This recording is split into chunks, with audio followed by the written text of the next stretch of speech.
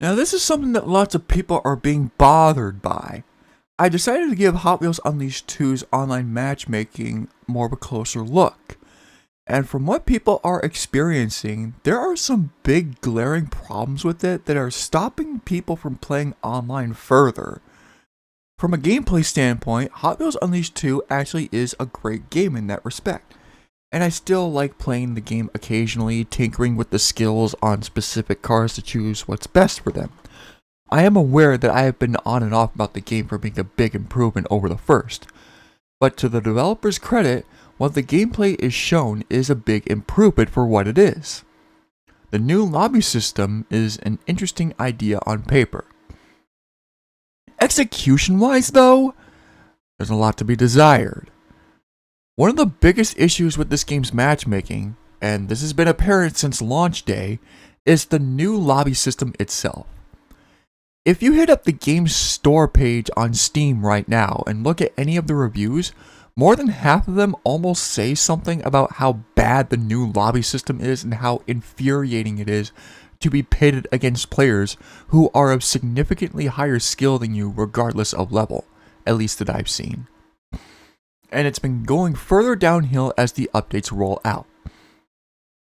Especially in public matches, I'm not sure of how this is even a thing at this point because how hard is it just to code rank 10 players with other rank 10 players and having like level 1 players with other level 1 players, but somehow have them bunched up together and just end up getting fuster clucked right out the gate again and again in races? That is, unless you are with a party of 10 and on Discord or Skype or in the console's party chat feature communicating with each other, then more often than not you're going to have a bad time. Insert Undertale joke here. Especially with the UGC tracks, those are significantly more designed to either be fun rides or just to troll you and make you lose. Now if, by any chance, you are in a party of 10 communicating through Discord, Skype, or anything like that, then you have no problems. You guys know exactly how to play, what the best builds are for your vehicles, and have fun with each other no matter what.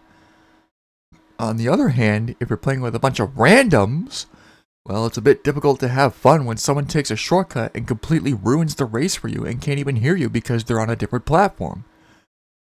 Another thing too is the skills that you could put on can only do so much, especially when someone actually has no idea on how to make good builds for their cars. They may think they know what they're doing by just putting on random ones and seeing what will work, but that's not exactly benefiting the vehicle the most by just putting on whatever. This is not an RPG like Disgaea or a beat 'em up like Castle Crashers.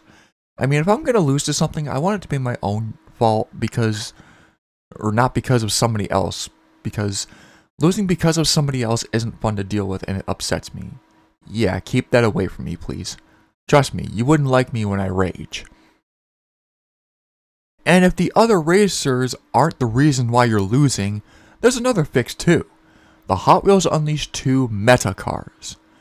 As of the time of writing, I've spoken to some people on the Hot Wheels Unleashed Discord server, and the primary cars that are usually chosen by most players in public matches are RDO2, Seared Tuner, Volkswagen Golf GTI, 2020 Koenigsegg Jesko, the Vancinator, 24 Hours, Solar CX4, 2016 Bugatti Chiron, Roller Toaster, Diesel Duty, Volkswagen Drag Bus, Quad Rod, ATV, Sand Stinger, Power Sander, Audi Sport Quattro, both Fiat 500s, both bump arounds, Classic Packard, Split and Image 2, Nissan Z, Honda S2000, Synchro, Mini Cooper S, and Fusion Busta.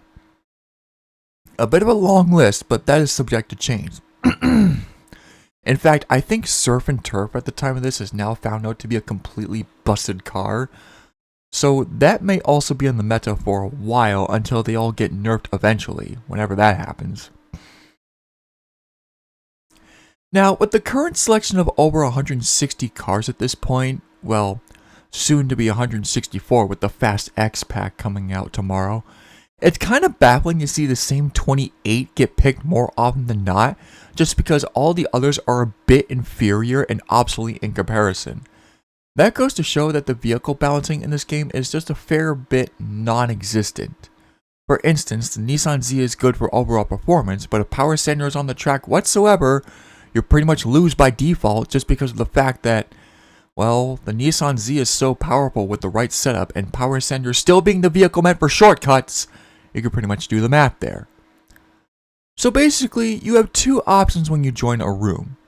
You either A, drive your favorite car and don't get a podium finish every time, or B, you drive a car you don't really use or like that much just to have the advantage and get podium finishes more, unless you're lucky enough and one or multiple of those 28 cars mentioned before just so happen to be your faves, but it's something that happens in fairly rare cases, I find. Then we have the new lobby system itself, which disbands after each race. This is such a questionable design choice that it's actually worse than Unleashed 1's online lobby system unless you're going into a private match. But even when you're in a private match, you'll only be able to play with people in your own party. Additionally, only 10 people at max are going to be able to play at once, though you won't get flames for completing races during private lobbies. Not to mention that the search speed for public lobbies, or public matches, is also slow, and you won't know who you're being pitted against until before the start of the race after the loading screen. So yeah, as you can likely tell, these three problems specifically are really plaguing the game to the point where a lot of people who are especially being just a lone wolf and get some races done just to get some flame points and level up, or play the game in general because they like the driving, they're just not even having that much fun of a time, and it's off-putting to the majority of the player base. Especially when their own favorite vehicles are garbage in comparison to the others, and are focused to use a car they don't really want to drive. Now, there is a chance that you could face against some incompetent players. I mean, it's not like you'll lose every single race each time you play, and I understand that. You'll get some podium finishes here and there, but with the footage I've seen with a few other people, I would have to say that their finishes for the podium is definitely not in their favor.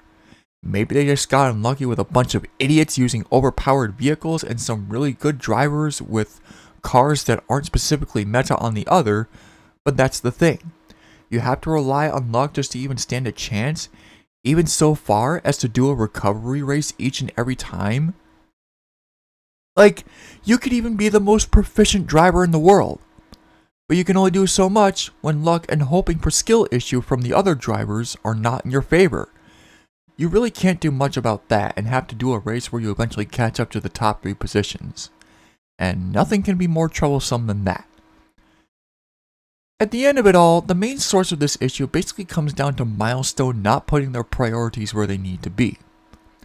Now, instead of you guys focusing on brand new DLC once every 2 weeks, you should really worry about fixing the lobby system and matchmaking so that people will know who they actually are pitted against at their own rank and actually have a better chance, or fix the cars that have been busted for almost 2 months now. Why are these things not addressed? I'll tell you. Yes, some things do get patched, but it's definitely not a high priority to fix on their list. Their priority appears to be about engagement over enjoyment. What that means is basically what keeps players keep coming back for more is brand new content, brand new vehicles, brand new tracks to race on, brand new events in Creature Rampage to keep doing the events on. Those things are what they're concentrated on because it maintains people's engagement, whether or not they're having fun. And if you've learned anything about how engagement works on these newly released games, the more engagement people have, the more likely they could milk the wallets dry of them. That's just how things work. So, who's to say that Milestone is actually going to have some common sense in them to do the right thing and start balancing the game out and actually have a decent lobby system?